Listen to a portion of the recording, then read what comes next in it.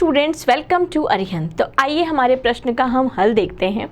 हमारा प्रश्न हमसे पूछा गया है, दिखाइए 3√2 एक अपरिमेय संख्या है।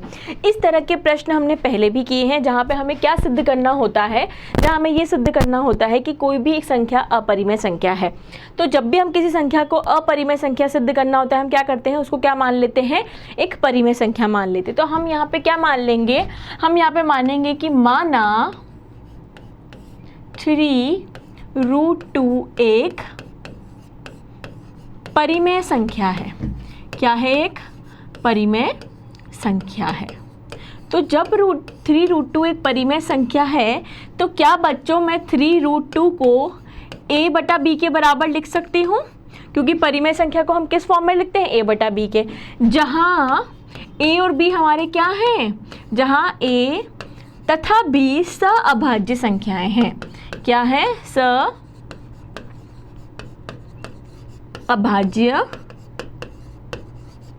संख्या, और b जो है हमारा वो 0 के बराबर नहीं है, b is not equal to 0। अब हम इसको आगे और सॉल्व करने के लिए क्या मैं इसको ऐसे लिख सकती हूँ, √2 बराबर a/3b, ऐसे लिख सकते हैं हम इसको, बिल्कुल लिख सकते हैं। ठीक है, अब देखिए मैंने यहाँ पे आपसे क्या बोला था कि a और b सअभाज्य संख्याएं हैं। तो हमारा क्या है, a/3b एक क्या है, परिमेय संख्या है ना। तो जब a/3b एक परिमेय संख्या है, जिसको हमने किसके बराबर माना, √2 के बराबर माना। किसके बराबर, √2 के बराबर। लेकिन मैंने इसको √2 के बराबर मान लिया। भाई मैंने कहा a/3b एक परिमेय संख्या है, ठीक है, जो किसके बराबर है, √2 के। बट हमारा √2 क्या है, √2 एक अपरिमेय संख्या है। ये हम सभी लोग जानते हैं कि √2 एक अपरिमेय संख्या है। √2 क्या है, मेरी एक अपरिमेय संख्या है।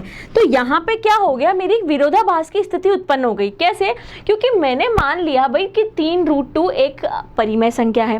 तो जब 3√2 परिमेय संख्या है, तो मैंने इसको a/b के फॉर्मेट में लिख दिया, क्योंकि परिमेय संख्या को हम a/b के फॉर्मेट में लिख सकते हैं।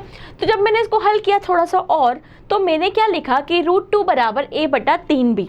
तो a/3b एक परिमेय संख्या है, ठीक है। लेकिन यहाँ पे √2 हम सबको पता है क्या है, एक अपरिमेय संख्या है। तो हमारी कौन सी स्थिति उत्पन्न हो गई, विरोधाभास की स्थिति उत्पन्न हो गई। मतलब कि जो हमने माना वो सही नहीं है, हमारा तथ्य गलत सिद्ध हो रहा है। तो हम क्या लिखेंगे, चूंकि √2 एक अपरिमेय संख्या है, इसीलिए 3√2 एक अपरिमेय संख्या होगी। क्या होगी, अपरिमेय संख्या होगी, या आप इसको ऐसे भी लिख सकते हैं, परिमेय संख्या नहीं है। ये मैंने आपको शॉर्ट फॉर्म में कराया है, बताया है कि इसको कैसे ये प्रश्न सॉल्व होगा। अब इसको आप बोर्ड एग्जाम में डिटेल कैसे लिखेंगे वो हम देख लेते हैं।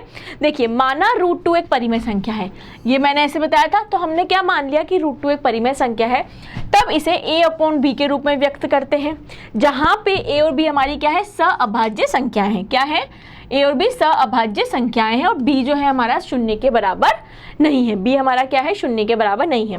तो मैंने 3√2 को a/b के फॉर्मेट में लिखा, फिर मैं 3 को इधर ले आई। तो चूंकि यहाँ 3 a और b पूर्णांक हैं, तब a/3b एक परिमेय संख्या है, इसीलिए √2 भी एक परिमेय संख्या होगी।